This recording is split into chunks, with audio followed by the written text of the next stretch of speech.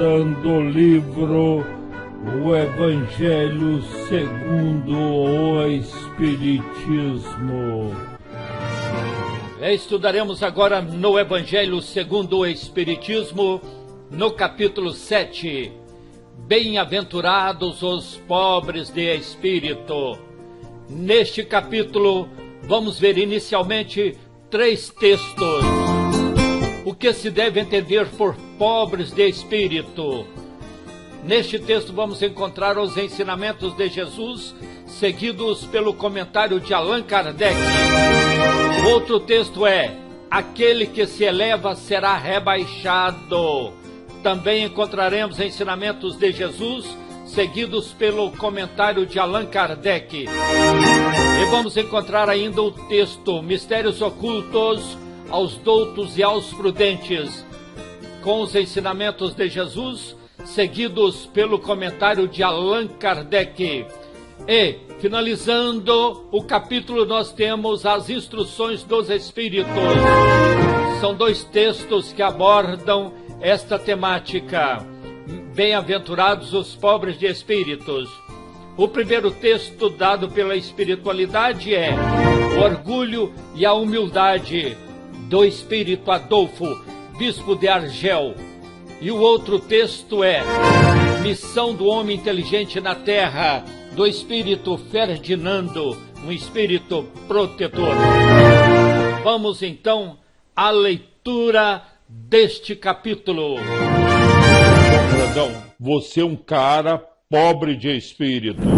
Você quer? Pelo amor de Deus, muito amigo, hein? É assim que você me considera? Me humilhando, dizendo que eu sou um gentinha, uma pessoa sem inteligência, desprezível. Você só faltou falar que eu sou um burro. Eu não falei nada disso, amigo.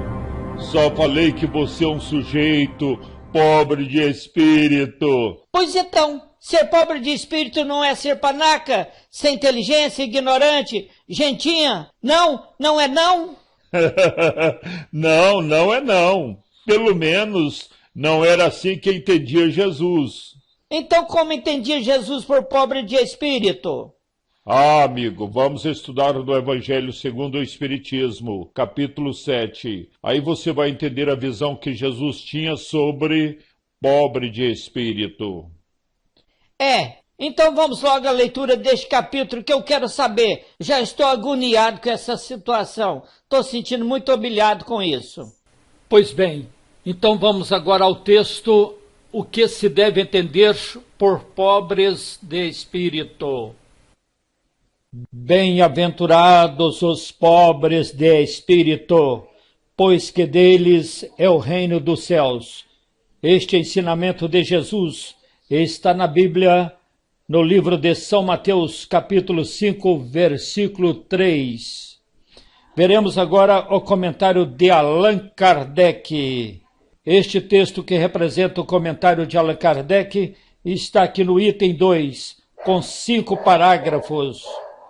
A incredulidade zombou desta máxima: bem-aventurados os pobres de espírito, como tem zombado de muitas outras coisas que não compreende. Por pobres de espírito, Jesus não entende os baldos de inteligência, mas os humildes, tanto que diz ser para estes, quer dizer, para os humildes, o reino dos céus, e não para os orgulhosos. Vejamos o entendimento deste parágrafo. Nesta primeira frase, então está dizendo que as pessoas que possuem da incredulidade, as pessoas incrédulas, ridicularizaram, caçoaram desta afirmativa, desta sentença de Jesus. Bem-aventurados os pobres de espírito, como tem zombado, como tem caçoado, criticado, muitas outras coisas que eles não compreendem. Nesta segunda frase está dizendo que Jesus não entende pobre de espírito como pessoas sem inteligência, mas sim pessoas humildes. Tanto é que ele disse que para estas pessoas, as chamadas pobres de espíritos, que são os humildes, para eles está reservado o reino dos céus, e não para os orgulhosos.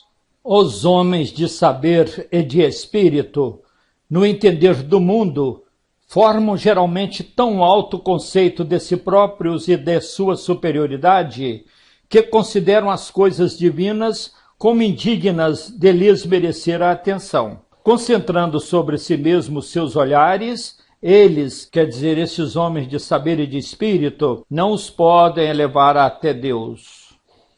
Essa tendência de se acreditarem superiores a tudo, muito a miúde, quer dizer sempre, os leva a negar aquilo que, estando-lhes acima, os depreciaria, a negar até mesmo a divindade.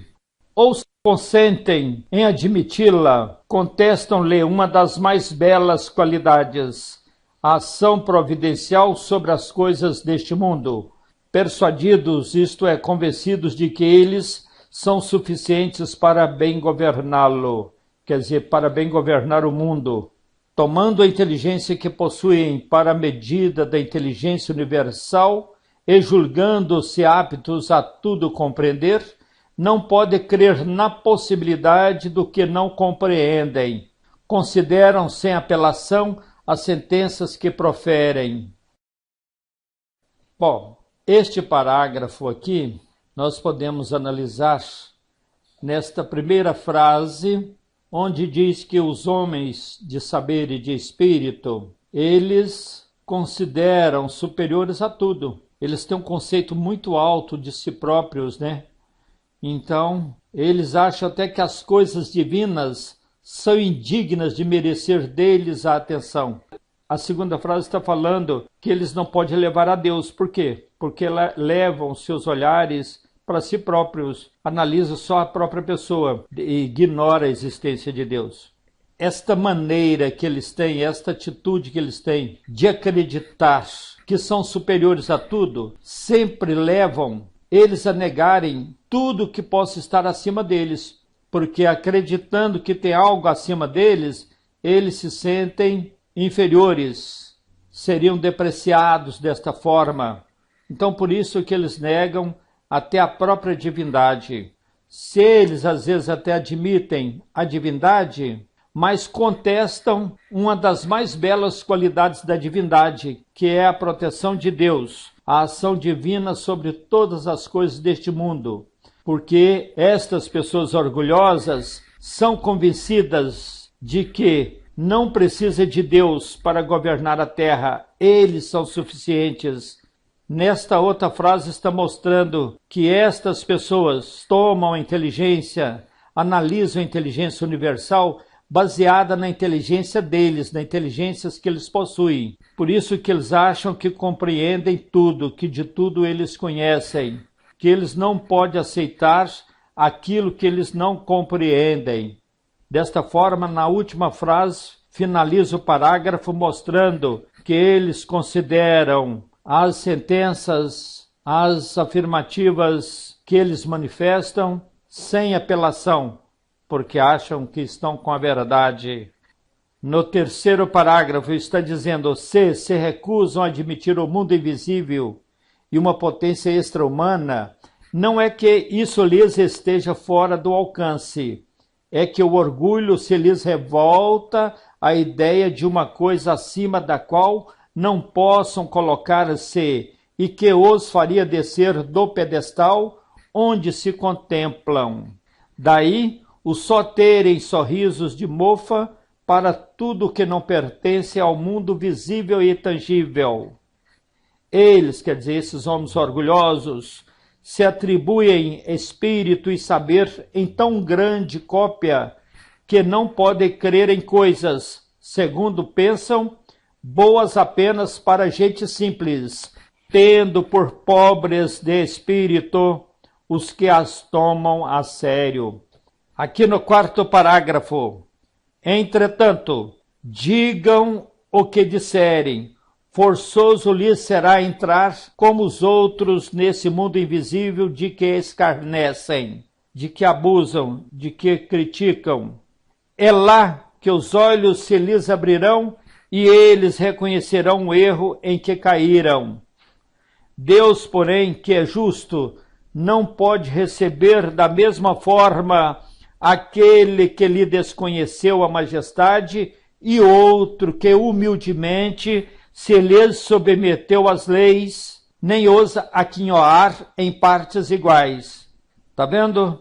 Este parágrafo, então, está dizendo na primeira frase que pode dizer o que quiserem, pode pensar do jeito que quiserem, mas forçoso será que um dia, como todas as outras pessoas, que um dia eles vão ter que entrar neste mundo invisível que hoje eles criticam. É lá neste mundo invisível, nesta realidade espiritual, que essas pessoas vão abrir os olhos, e é lá que eles vão reconhecer os erros que caíram. Você já parou para pensar nas comunicações mediúnicas, nos vários exemplos que nós encontramos de espíritos que depois de mortos, segundo o entendimento humano, se encontra uma grande decepção, porque vão encontrar uma realidade que eles abusaram, criticaram quando aqui estavam vivos. Agora, Deus que é justo, claro que ele não pode receber da mesma forma, com as mesmas considerações, aquelas pessoas que ignoraram a existência de Deus, que ignoraram as suas leis, que viveram de forma presunçosa, achando que era superior a tudo, com aquelas pessoas que viveram aqui na Terra, apesar da posição que ocuparam, mas viveram reconhecendo um poder superior, a existência de Deus, as suas leis, viveram de forma humilde, sem querer ser mais do que ninguém, sem querer ser superior a tudo. Essas pessoas não podem receber as suas recompensas da mesma forma, em partes iguais. Agora eu entendi como Jesus considerava os pobres de espírito. Zé Pequeno, ô meu amigo, me desculpe, tá? Tem nada não, meu amigo. Tem sim, eu fui grosso com você, apelei contigo. Mas é assim mesmo. Sempre quando não conhecemos as coisas, ficamos nervosos, apelamos. Já dizia Emmanuel que o homem erra mais por ignorância do que por maldade. Mas agora, depois que ouvimos uma parte deste texto, eu entendi que Allan Kardec comentou o ensino de Jesus colocando duas classes de pessoas, uma orgulhosa, os chamados homens de saber e de espírito. As pessoas dessa classe acham que tudo sabem, não admitem ninguém superior a eles, não querem ser submissos a poder nenhum, nem de Deus. E a outra classe é formada por homens humildes, que não têm presunção de quererem ser mais do que os outros. Reconhece o poder de Deus. Por isso, os orgulhosos chamam estas pessoas humildes de pobres de espírito. É isto mesmo, João Grandão. Parabéns. Você entendeu rápido, pois isso que Jesus afirmou, que essas pessoas que são humildes e reconhecem melhor a vida espiritual e a grandeza de Deus, e que são chamados de pobres de espíritos pelos orgulhosos, essas pessoas, então, são os bem-aventurados. Tem mais, amigo. Vamos continuar com a leitura. O último parágrafo, dizendo que o reino dos céus é do simples, quis Jesus significar que a ninguém é concedida a entrada nesse reino sem a simplicidade de coração e a humildade de espírito, que o ignorante possuidor dessas qualidades será preferido ao sábio que mais crê em si do que em Deus. Em todas as circunstâncias, Jesus põe a humildade na categoria das virtudes que aproximam de Deus e o orgulho entre os vícios que dele afastam a criatura. E isso por uma razão muito natural. Há de ser a humildade um ato de submissão a Deus, ao passo que o orgulho é uma revolta contra ele, quer dizer, contra Deus.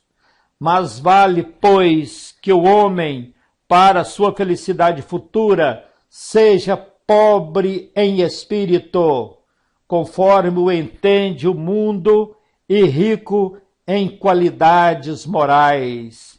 Entendeu? Muito boa conclusão.